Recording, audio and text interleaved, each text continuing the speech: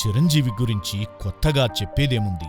ఆయన జీవితం తెరిచిన పుస్తకమైనా అందులోని ప్రతి పుట ప్రేరణే అని. ఒడిదుడుకులు ఎదురైనప్పుడు కుంగిపోకుండా ముందుకు సాగాలని మధ్యతరగతి వాళ్లకు ఆయనో పెదబాల శిక్ష అని. చిరంజీవి గురించి కొత్తగా చెప్పేదేముంది?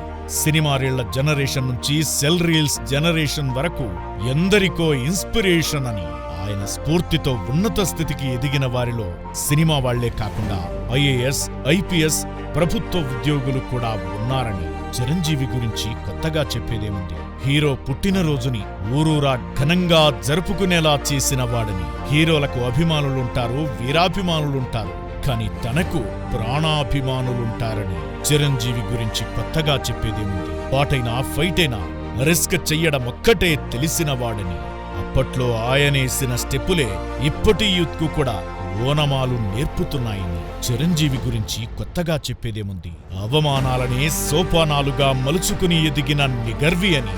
కించపరిచేలా మాట్లాడిన కించిత్ మాటనక వాళ్లలో మార్పు తీసుకొచ్చే మనసున్న మహారాజని. చిరంజీవి గురించి కొత్తగా చెప్పేదేముంది?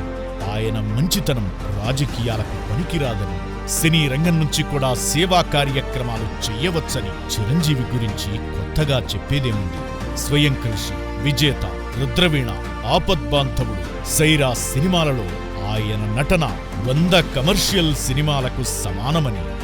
20 ఏళ్ల వయసులో సినిమాల పట్ల ఎంత కసితో పనిచేశారు, 70 ఏళ్ల వయసులోనూ అదే కసితో చేస్తున్నారని.